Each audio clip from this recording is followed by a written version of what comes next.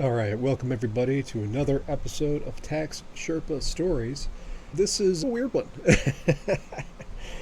I was reminded just out of the blue about this Tax Sherpa story that happened a long time ago. It was probably a decade ago. I was sitting in my office. This is back when everything was still in person, before the world shut down. And a guy comes in and he starts asking me about foreign exchange. And we're like, okay, foreign exchange, and you're trading currencies, and you have leverage because the moves are very small, 0.0001 is 1 pip is what they call it, and it's an exchange and it's a capital trade and all that kind of stuff. And then he starts asking me about the Iraqi dinar. Okay, the Iraqi dinar is the currency of Iraq.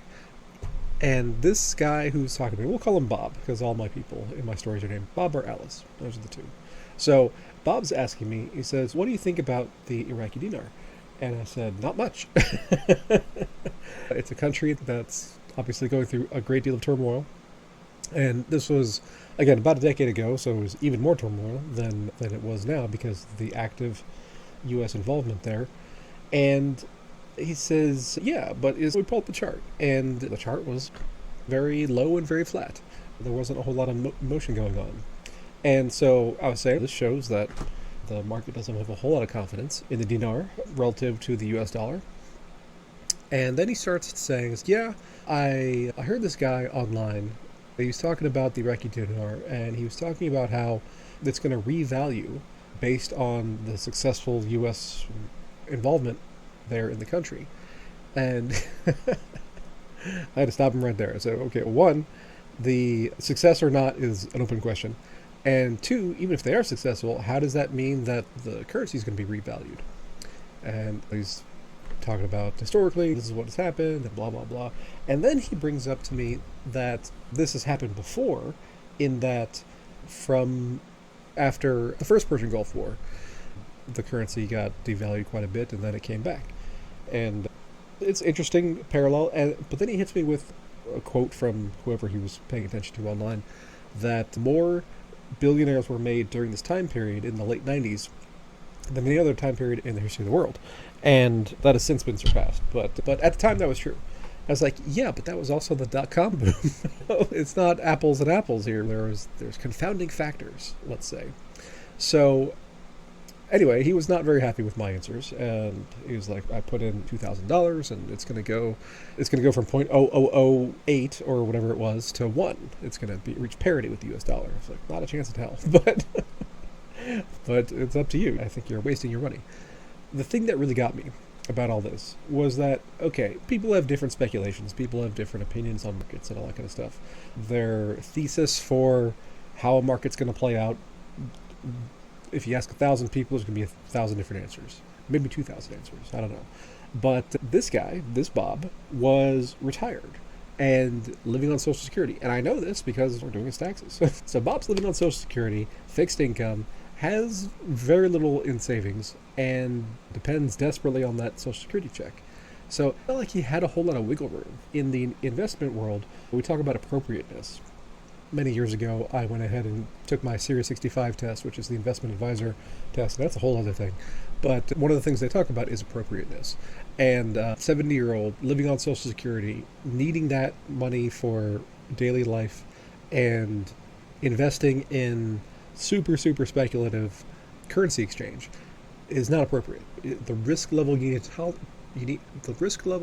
tolerate for that degree of speculation is more than your financial situation can withstand. So if you lose the $10,000, which I haven't talked to him in many years, but I'm pretty sure he did, looking at this chart, that if you lose that $2,000, can you absorb that hit? And in his case, I would say the answer is probably no. I just happened to think of this the other day, so I looked up the chart.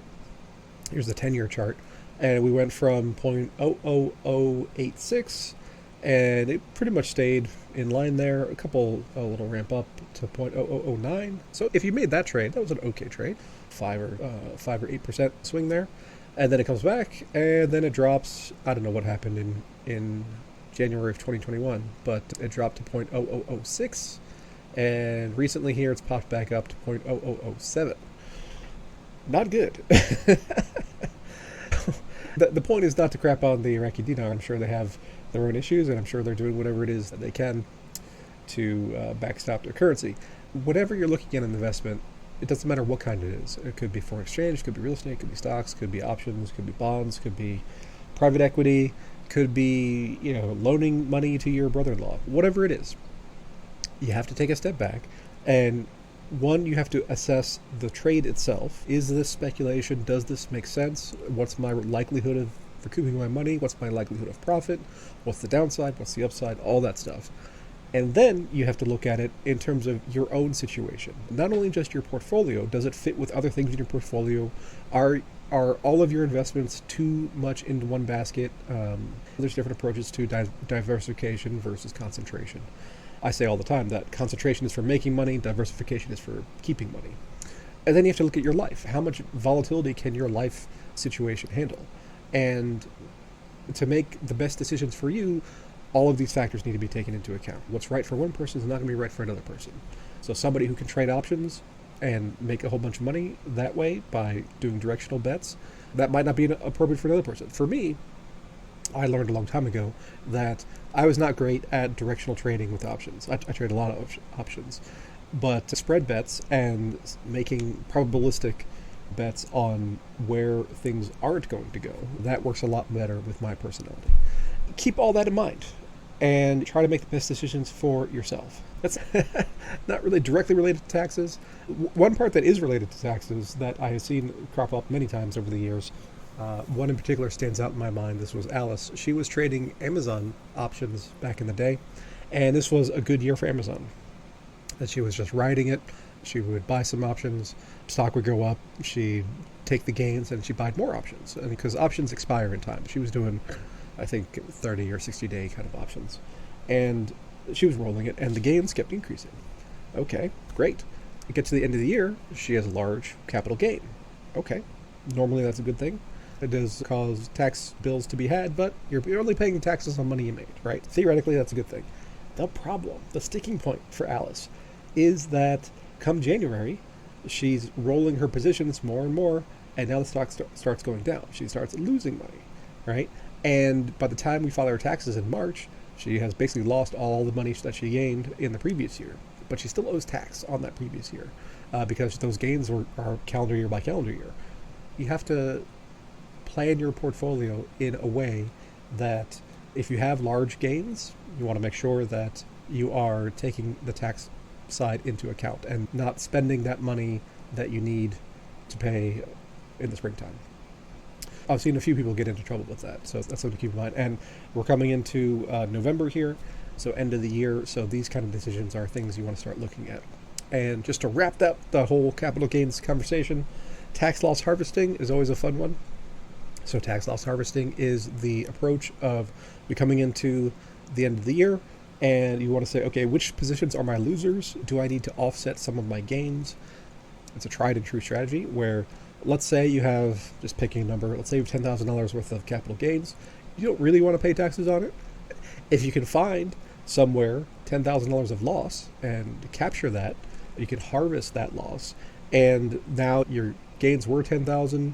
We sold enough stuff to create a $10,000 loss. That flattens out to zero. So no capital gains tax becomes due.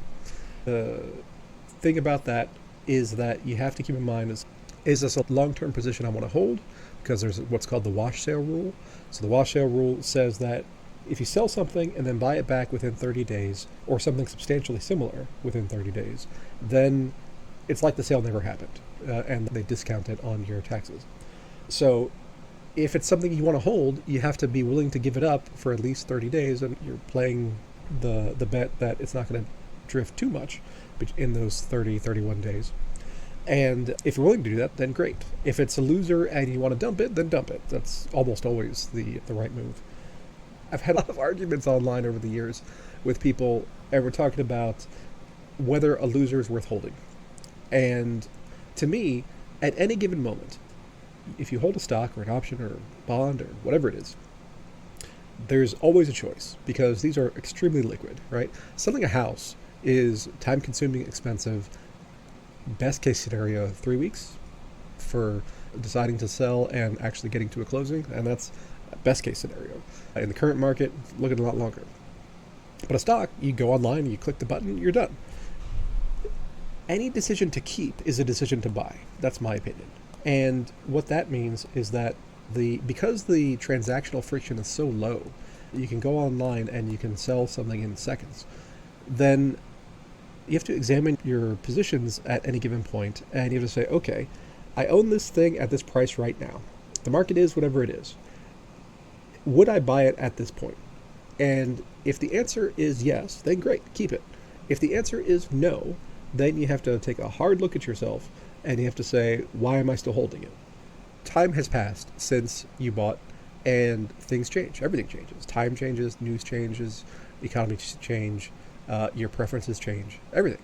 So when you look at a stock or a position in anything, and you say, okay, I want to hold this, that is equivalent to saying I want to buy this. Now, it gets complicated slightly in that if you have a capital gain kind of event, then there's a tax load impact. And so you want to look at that. So maybe it's equivalent to saying I would buy 85% of this if you have a 15% capital gains rate. Whatever the case might be, take a look at your positions, especially as we go into the end of the year. Ask yourself, do I still want to hold this? Would I buy at this price? Because if the answer to any of those is no, then maybe it's worth doing some tax loss harvesting and getting rid of those positions that are drag on your portfolio. So these are just things to consider, some of the many things to consider as we come into the close of the year. Anyway, that's it for today's Tax Sherpa stories. We got Bob trading Iraqi dinars when it's absolutely not appropriate for him to be doing it. We got Alice for trading Amazon options and causing herself giant tax problems because she overcommitted and didn't take into account the tax impacts. We'll see you next time.